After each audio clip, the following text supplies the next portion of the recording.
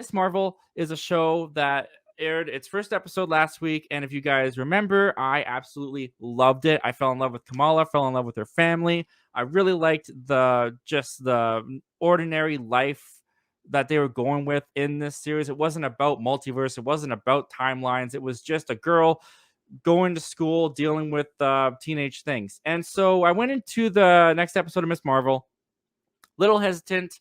I didn't really know if they were going to be able to deliver the same magic I felt in the first episode in episode two. And I'm very happy to announce that they did.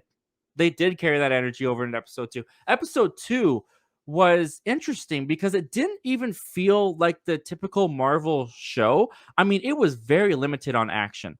Um, and it didn't bother me whatsoever. First off, I really love that they started to expand more with the relationship of her friends. We got a lot more of their dynamic, the group dynamic. It wasn't just her and Bruno this time around. They also introduced or they included more her girlfriend. I don't remember what her name is. Anika, I think. I can't remember. But I really like that they expanded upon those relationships. I love that they went more into her culture, into her religion, her everyday life with her family and her beliefs. And it was just so different for a Marvel property to do these things because it didn't really feel like the focus was on her being a superhero. Like, yeah, her powers were developing. We saw her working with her powers a little bit more in this episode, learning more about her powers a little bit more. They did introduce a little bit of a mystery. Her bracelet unleashed this woman.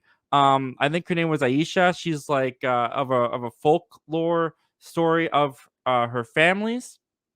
So there's some mystery going on with who this woman is, how exactly she works with within Kamala's life and what's going on with her. But this episode also focused around Kamala having a crush on a guy, very standard teenage stuff, but they did it in such a sweet and delightful way. Like you just can't help but root for Kamala throughout this entire show. I mean, the sequence where she comes back and she's singing "Be My Baby," and they turn it into like her own personal music video as she's dancing around the house. I just found it so endearing, and my wife actually got up at 6 in the morning to watch it with me this time. And as soon as that scene came on, she was like, "Yep, that's totally accurate. That is perfect representation of a teenage girl. Every teenage girl apparently feels that way and does that whenever they get a crush."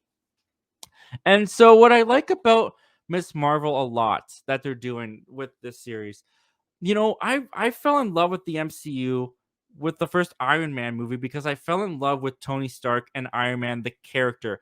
And throughout the MCU, that's what's made me come back to it. That's what's made me love the property so much, is because they constantly introduce characters that you just fall in love with. And yeah, the spectacle is there, the action is there. It's fun seeing these characters come together in Avengers movies and fight aliens like Thanos. But at the core of the MCU, what I've always attached to and what I've loved about it is that they make you fall in love with these characters. And they are doing a very excellent job with that with this show for me. I'm falling in love with Kamala. I'm falling in love with her family dynamic. I'm falling in love with her friends. I'm liking Bruno a lot more in this episode. I'm getting more invested in their journeys. Overall, guys, Miss Marvel episode 2, it was just a really delightful episode. It was just another following the character of Kamala, getting to learn more about her world, her friends, her family, her culture, her religion.